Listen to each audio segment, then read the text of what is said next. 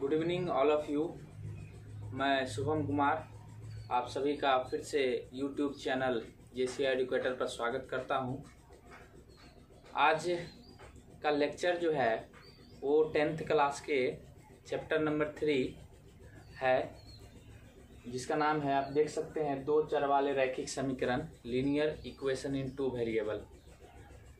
तो जितने भी बच्चे मेरे व्हाट्सएप ग्रुप में हैं वो इसको पहले ध्यान से सुन ले। करना क्या है, जितना भी हम आज पढ़ाएं उसको आपको कॉपी कर लेना है।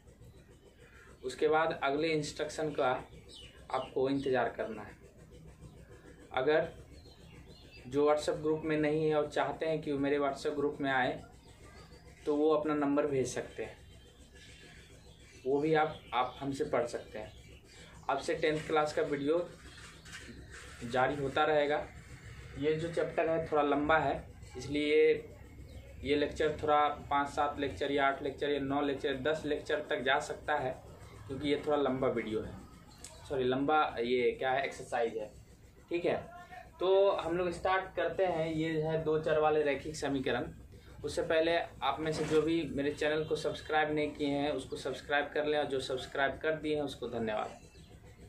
ठीक है, तो हम पहले से ही बहुत कुछ आपको बताने नहीं जा रहे हैं कि दो चर वाला समीकरण ऐसा होता है, ऐसा होता है, ऐसा होता है, वैसा कुछ नहीं करना है। ठीक है, तो हम आपको पहले ही कुछ हम दैनिक दिनचर्या में ऐसा कुछ बताते हैं जिसका यूज हम इसके सहायता से हल कर सकते हैं बहुत ही आसान तरीके से। जैसे कि अब एक हम लोग गए, कहाँ गए, प्लेटफॉर्म गए, यहाँ स्टेशन गए, अभी तो जा नहीं रहे फिर भी गए थे हम लोग।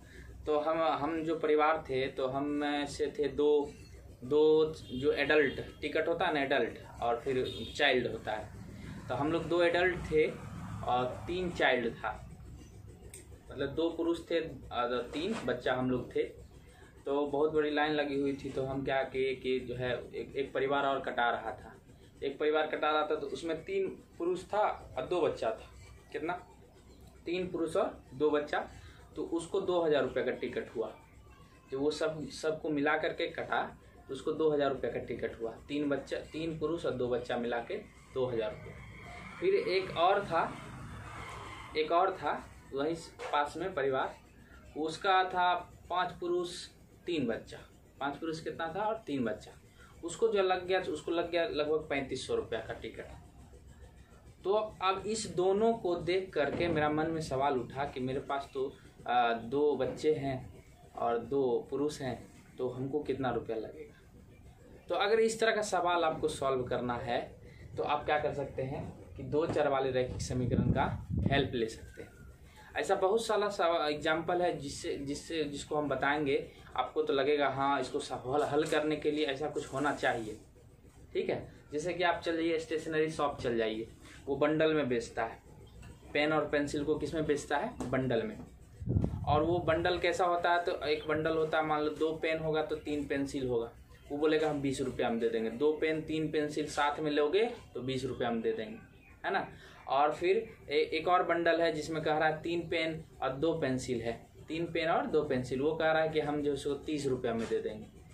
अब इस दोनों को देख लिया तो अब इसके मेरे मन में आया कि अगर हमको 1 पेंसिल और 1 पेन लेना हो तो हमको कितना रुपया लगेगा, है ना। ये सवाल उठेगा, हमको तो उतना लेना नहीं है। तो हम इस तरह के सवाल को आप दो चर वाले रैखिक समीकरण से क्या कर सकते हैं, सॉल्व कर सकते हैं, है ना। तो आप जो भी जुड़े हुए हैं मेरे साथ, आपको ध्यान से पढ़ना होगा, है ना। और अगर आप ध्यान से नहीं पढ़ेंगे तो हमको भी मज़ा नहीं आएगा पढ़ाने में। तो आपका रिस्पॉन्स बहुत ज़रूरी है मेरे लिए, इसलिए आप ध्यान से पढ़ेंगे। ठीक है, चलिए हम लोग स्टार्ट करते हैं। यहाँ पर हम लोग एक बार और आपको बता दें कि 9th क्लास में आप जो है दो चर वाला रैखिक समीकरण पढ़े थे, लेकिन उसमें आप सिर्फ हल निकालना सीखे थे कि दो चर वाले समीकरण का हल है या नहीं है, जांच करते थे आप। और उसका एक ग्राफ भी बनाते थे। तो आपको याद होगा कि दो चर वाले समीकरण का ग्राफ बनाते थे तो एगो सरल रेखा होता था, एगो तल में खींचते थे आप ग्राफ पेपर में, तो एक के रेखा खिंचाता था, वो सीधा होता था। आपको याद होगा, अगर याद नहीं है तो आप याद करेंगे क्योंकि बहुत ज़रूरी है। ठीक है, तो अभी दो चर वाले रैखिक समीकरण के बारे में हम लोग क्या करते हैं, बात करते हैं। देखिए ये जो है हम लोग बात कर रहे हैं दो चर, पहला पॉइंट हम लोग बात कर रहे हैं दो चर वाले रैखिक समीकरण, हम लोग इसमें बात करें, है ना, हम लोग इसमें बात करें दो चर वाले रैखिक समीकरण के बारे में सिर्फ, है ना। तो इसमें हम क्या बात कर रहे हैं कि हम इसमें बात करेंगे कि दो चर वाले रैखिक समीकरण को हम लोग व्यक्त कैसे करते हैं, हम कैसे पहचानेंगे कि दो चर वाला है, और कैसे पहचानेंगे एक चर वाला, और कैसे पहचानेंगे तीन चर वाला है। इसमें तो दिक्कत है ना। तो सबसे पहले तो ये जान ले कि हमको तो ये पता हो जाए कि जो हम पढ़ रहे हैं वो कैसा दिखता है, जो हम पढ़ रहे हैं वो कैसा दिखता है, तब तो हमको पता चलेगा कि दो चर वाला रैखिक समीकरण हुआ। ठीक है, तो दो चर वाले रैखिक समीकरण को पहला पॉइंट में हम लिखते हैं कि दो चर वाले रैखिक समीकरण को ax plus B Y plus C is equal to 0, है ना, ये देखिए के रूप में व्यक्त करते हैं। दो चर वाले रैखिक समीकरण को हम किसके रूप में व्यक्त करते हैं, ax plus B Y plus C equal to 0 के रूप में। मतलब इस तरह का जो भी होगा ना वो सारे के सारे आपके कैसे होंगे, दो चर वाले रैखिक समीकरण, है ना। तो दो चर वाले रैखिक समीकरण है, तो इसमें जानते हैं एक कंडीशन है, शर्त क्या है कि यहाँ पर जो a है, यहाँ पर जो b है, यहाँ पर जो c है, a जो है किसका गुणांक है, x का, b किसका गुणांक है, y का, और c जो है अचर गुणांक है। तो a जो है, b जो है, c जो है ना, ये कोई भी वास्तविक संख्या है, a b c कोई वास्तविक संख्या है। आपको इतना बात ध्यान रखना पड़ेगा कि ए बी सी की जगह आप कुछ भी रख सकते हैं, कोई भी वास्तविक संख्या जितना दुनिया में वास्तविक संख्या होता है ए बी सी की जगह रखा जा सकता है, लेकिन उसमें एक कंडीशन है कि एक तो ये कंडीशन हुआ, दूसरा कंडीशन है कि ए और बी शून्य ना हो। कंडीशन है कि आप सभी वास्तविक संख्या रख सकते हैं, सब रख सकते हैं, लेकिन a और b क्या होना, शून्य नहीं होना चाहिए, है ना। क्यों बताओ आप इसे ऐसा क्यों कहा कि a और b शून्य, सब वास्तविक संख्या है, तो शून्य को क्या हो गया।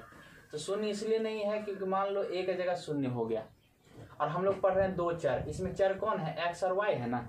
चर मतलब जिसका मान हम लोग बार बार रख सकते हैं। तो यहाँ x और y यहाँ पर क्या है, चर है, a b c क्या है, अचर है, कोई वास्तविक संख्या है। ठीक है, तो a की जगह अगर 0 रख देंगे तो 0 गुना x तो 0 हो जाएगा ना। तो ये टर्म खत्म हो जाएगा, तो बताओ क्या को चर बच जाएगा, एक ही चर ना। तो मेरा दो चर वाला रैखिक समीकरण रह पाएगा नहीं ना। अगर b की जगह रख दिए तो y वाला खत्म हो जाएगा, तो एक ही चर ना रह जाएगा। तो इसलिए कहता है कि a और b जो है शून्य नहीं हो, क्योंकि ये जो है दो चर वाले समीकरण फिर नहीं रह पाएगा, ये एक चर में बदल जाएगा। बात समझ रहे हैं। तो इस तरह का जो भी होगा उसको हम लोग क्या बोलेंगे, जैसे कि आपको हम दे देते हैं, मान लो इस तरह लिखा हुआ है √2x plus √3y is equal to 4। ये एक रैखिक समीकरण है, क्योंकि a b c है आपके पास, x y दो चर है, तो रैखिक समीकरण। और समीकरण क्यों है, क्योंकि इसमें LHS है, RHS और बराबर है, इसको क्या बोलते हैं हम लोग, समीकरण। दूसरा मान लो कि इस तरह लिखा हुआ है 0.2x minus 0.4y plus 5 equal to 0। ये भी आपका रैखिक समीकरण इसी रूप का है। देख रहे हैं आप, a के बदले 0.2, b के बदले माइनस 0.4 और c के बदले 5 है, देख रहे हैं ना। तो c अगर हम आपको दे दे 0x plus 5y minus 3 equal to 0, क्या ये रैखिक समीकरण है, तो आप इसको साफ मना कर देंगे कि ये रैखिक समीकरण नहीं है। रैखिक समीकरण है परंतु दो चर में नहीं है। आप समझ रहे हैं। हम बोलेंगे रैखिक समीकरण है तो बोलिएगा हाँ, लेकिन कहेंगे हम दो चर वाले रैखिक समीकरण तो कहिएगा नहीं। क्यों, क्योंकि यहाँ पर a क्या हो गया है, 0 हो गया। समझ रहे हैं। अगर कल को ये भी रहा 4/x plus 5/y is equal to 6 a1/6, तो ये भी जो है दो चर में आपको क्या है, रैखिक समीकरण। बात समझ गए। तो हम आपको पहला पॉइंट में यही बात बताए कि आप पहले तो ये जान जाओ कि आप किस चीज़ को पढ़ रहे हो। पहले तो आप ये जान जाओ कि आप जो है किस चीज़ को पढ़ रहे हो, है कि नहीं। तो हम लोग किस चीज़ को पढ़ रहे हैं, दो चर वाले रैखिक समीकरण को। और दो चर वाले रैखिक समीकरण को पढ़ रहे हैं तो कैसा दिखता है वो, तो ax plus by plus c के रूप में दिखता है। और यहाँ पर abc क्या है, abc कोई भी वास्तविक संख्या है, लेकिन a और b शून्य ना हो, ये ध्यान रखना है। क्यों नहीं हो, आपको बता चुके हैं कि a और b अगर शून्य हो गया तो ये रैखिक समीकरण दो चर में ना होकर के एक चर में बदल जाएगा। अगर दोनों जीरो हो गया तब तो रैखिक समीकरण होगा। समझ रहे हैं आप? तो इस तरह से ये आपको दिखा रहे हैं कि ये ऐसा है, ठीक है। तो हमको जो है शुरुआती दौर में रैखिक समीकरण का हल कैसे निकाल दिए नहीं पढ़ना, हमको इसको ग्राफीय निरूपण विधि से पढ़ना है कि कैसे होता है। तो हम लोग आगे चलते हैं, आशा करते हैं आप इसको लिखेंगे।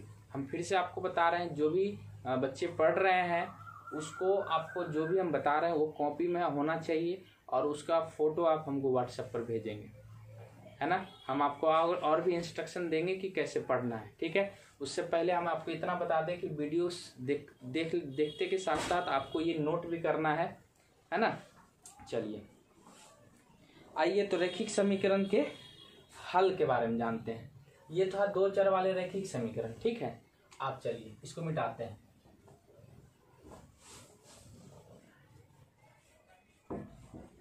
आप जो है दूसरा पॉइंट वो है दो चर वाले रैखिक समीकरण का हल लिखते हैं। सिर्फ पहले रैखिक समीकरण का हल, तो पहला हम लिखते हैं एक चर वाले का हल, है ना। एक चर वाले समीकरण का हल। मान लीजिए लेट आपके पास है 2x minus 3 is equal to 0। ये भी रैखिक समीकरण है, लेकिन इसमें कितने चर हैं, इसमें चर हैं एक x, तो एक चर वाला रैखिक समीकरण हुआ। तो इसको आप याद कीजिए, 9th में 8th में आप इसको पढ़ते थे तो ये हो जाता था ऊपर 3, ये क्विक करते हैं इसको जल्दी, 3/2 हो गया। तो x बराबर 3/2, x बराबर 3/2 जो अतः लिख रहे हैं x बराबर 3/2 जो है समीकरण के क्या है, समीकरण के हल है। तो आपको ये समझना होगा कि हल है क्या, क्या मतलब हल, मतलब किसको हम कहते हैं हल। मतलब हम कहते हैं हल किसको, कि जो चर होता है, जो चर का मान होता है वो ऐसा मान होना चाहिए जो इस समीकरण को संतुष्ट करे। अब यहाँ पर 3/2 रखो, x के बराबर में 3/2 रखेंगे, 3/2 तो 2 कट जाएगा तो बचेगा 3 - 3 0 हो गया। संतुष्ट हुआ कि नहीं हुआ समीकरण। मतलब आपको हल मतलब अगर कहे रैखिक समीकरण, एक चर वाले रैखिक समीकरण का हल, तो वैसे चर का मान, चर का वैसा मान जो समीकरण को संतुष्ट करता हो वो उसका हल है। वैसे चर का मान, चर का वैसा मान जो समीकरण को संतुष्ट करता हो वो क्या है,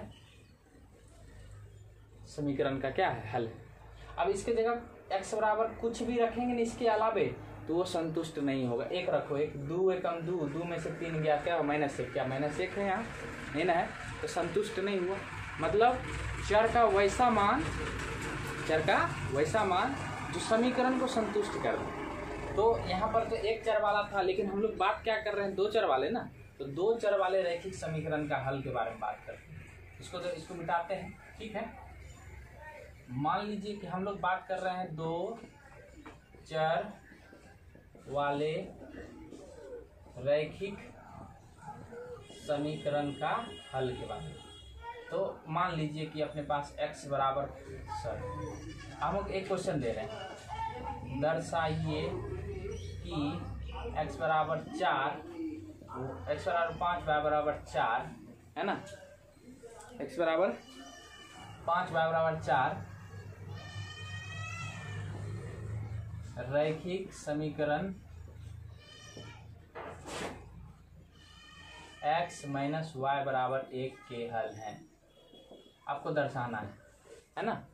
तो आप क्या करेंगे, कि x बराबर 5, y बराबर 4 को समीकरण में रखेंगे, क्योंकि हल तो वही होता है ना, जो x और y का मान होता है उस समीकरण को संतुष्ट करना चाहिए। तो संतुष्ट करेंगे तो क्या हो गया, LHS क्या है, x माइनस y, समीकरण का LHS यही है। ये हो गया 5 - 4 बराबर 1, ये किसके बराबर हो गया, RHS।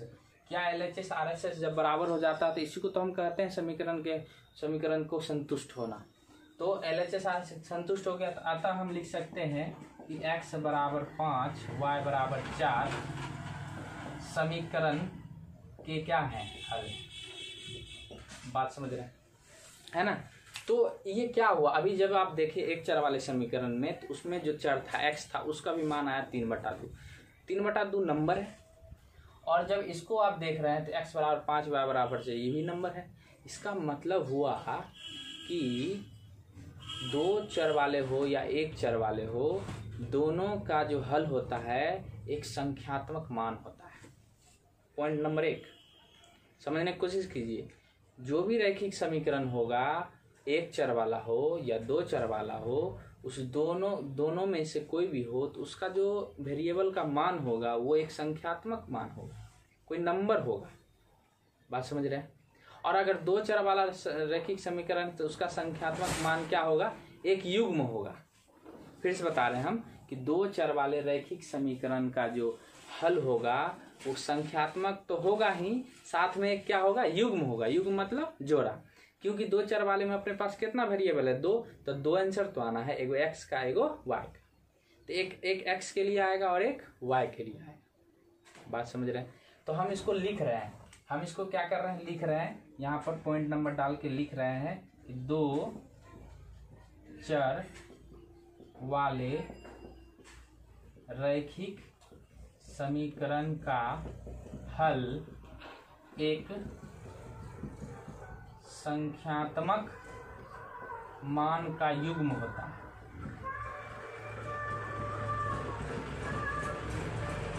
एक x के लिए एवं दूसरा y के लिए होता है। बोलिए, किसी बात में दिक्कत आपको? तो हम आपको क्या बताया कि एक संख्यात्मक मान का युग्म होता है, किसमें, दो चर वाले समीकरण में। एक चर वाले में तो एक संख्यात्मक एक ही होगा। युग्म की बात क्यों की है, क्योंकि इसमें दो वेरिएबल, 2 आंसर आना है। ठीक है, तो ये था रैखिक समीकरण का हल, ये दो चर वाले रैखिक समीकरण का क्या है, हल।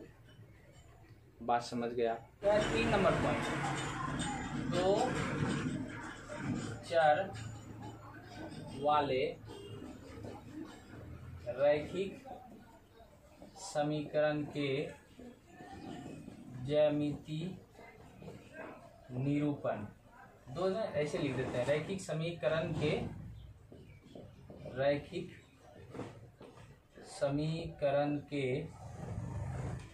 ज्यामितीय निरूपण। ज्यामितीय निरूपण मतलब रैखिक समीकरण एक चर वाला हो या दो चर वाला हो, तो उसका ज्यामितीय निरूपण कैसा होगा। तो 9th क्लास में आप करे हैं इसको कि दो चर वाले रैखिक समीकरण का जो निरूपण होता था, जब उसको आप क्या करते थे, उसका हल को जो है उसको ग्राफ, उसको बिंदु बना करके जब आप ग्राफ पेपर पर डालते थे, एक सीधा रेखा का क्या बनता था, एक सीधा रेखा बनता था ना। इसका मतलब हुआ कि इसमें हम ये बात कहना चाह रहे हैं कि रैखिक समीकरण के आलेख कैसे होते हैं। आलेख एक सरल रेखा होता है, सरल रेखा होता है। पहला बात आप समझने में कोई दिक्कत?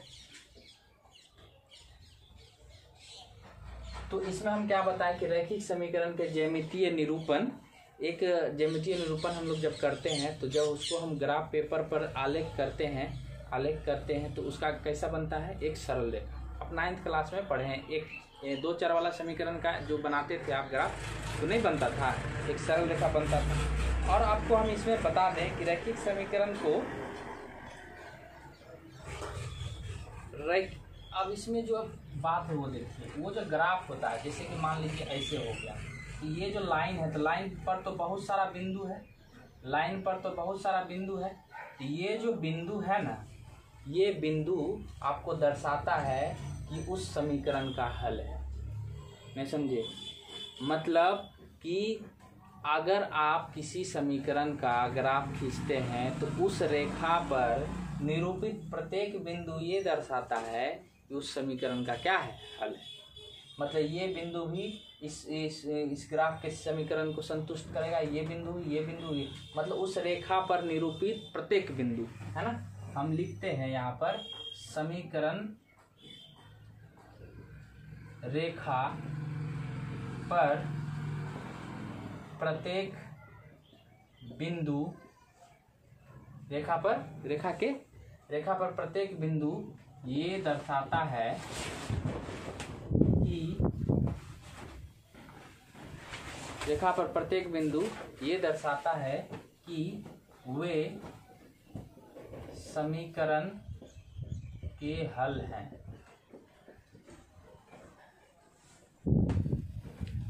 बात समझ रहे हैं? वो समीकरण के क्या है? हल है। प्रत्येक बिंदु दर्शाता है कि उस समीकरण के हल। चलिए तो बच्चों, इससे हम लोग आगे चलते हैं। निरूपण आप समझ गए, रेखीय समीकरण कैसा ग्राफ बनेगा। ये आपको ग्राफ बनने वाला है सरल रेखा, और सरल रेखा पर प्रत्येक बिंदु उस जो समीकरण का क्या होता है? हल होता है। अब जो है हम लोग बात करेंगे चौथा नंबर पॉइंट पर, रैखिक समीकरण के युग्म के बारे में। क्योंकि आपको ये बता दें कि अगर आपके रैखिक समीकरण में दो चर हैं तो आपको दो समीकरण का जरूरत पड़ेगा उसको हल करने के लिए। अगर आपके रैखिक समीकरण में कितने चर हैं? दो चर, तो उसको हल करने के लिए आपको कितने समीकरण की जरूरत है? दो। तो दो समीकरण, रैखिक समीकरण के युग्म किसको कहेंगे? तो हम लोग कहेंगे दो चर x और y के समीकरण को। इस दो चर x और y के समीकरण को दो चर वाले रैखिक समीकरण के युग्म कहते हैं। नहीं समझे? मतलब रैखिक समीकरण का युग्म क्या हुआ? तो दो चर है x और y, उसके समीकरण के युग्म को हम लोग दो चर वाले समीकरण के युग्म कहते हैं। और दूसरा हम इसमें बता रहे हैं कि इसको हम व्यापक रूप इसका क्या है? इसका व्यापक रूप मतलब दो चर वाले समीकरण है तो आपको दो चर चाहिए, है ना। इसका व्यापक रूप हम आपको बता दें कि व्यापक रूप इसका क्या होता है। तो व्यापक रूप होता है इसका, एक आपको दो चर वाला समीकरण का युग्म के बारे में बात करें, इसका मतलब समीकरण दो गो होगा। तो पहला हो जाता है a1x, इस तरह से होता है b1y plus c1 is equal to 0, एक ये होता है। दूसरा लिखते हैं हम लोग a2x plus b2y plus c2 is equal to 0, ये आपका दूसरा होता है। बात समझ रहे हैं? तो हम क्या कहना चाहे कि जो भी दो चर वाले समीकरण के युग्म है उसका व्यापक रूप कुछ इस ढंग से होता है, जहाँ पर a1, a2, b1, b2, c1, c2 एक वास्तविक संख्या है। एक क्या है?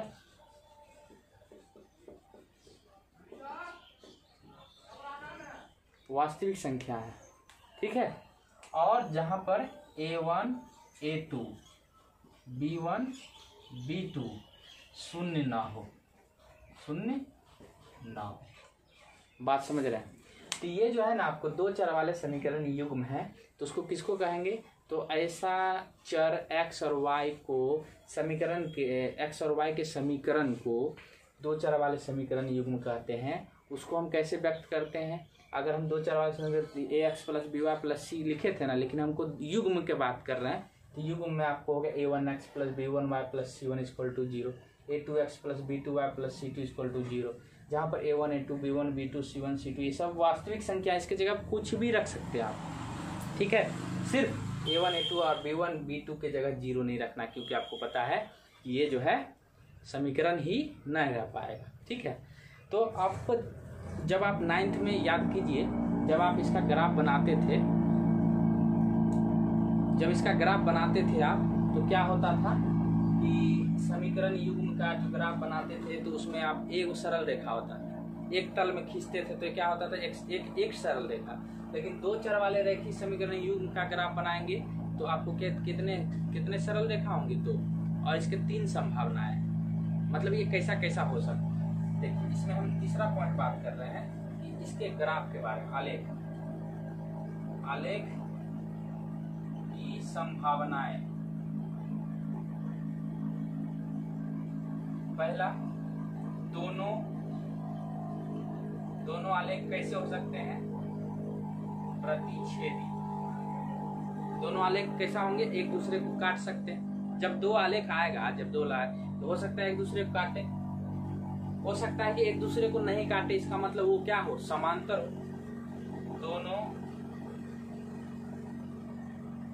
दोनों समीकरण के आलेख समांतर हो।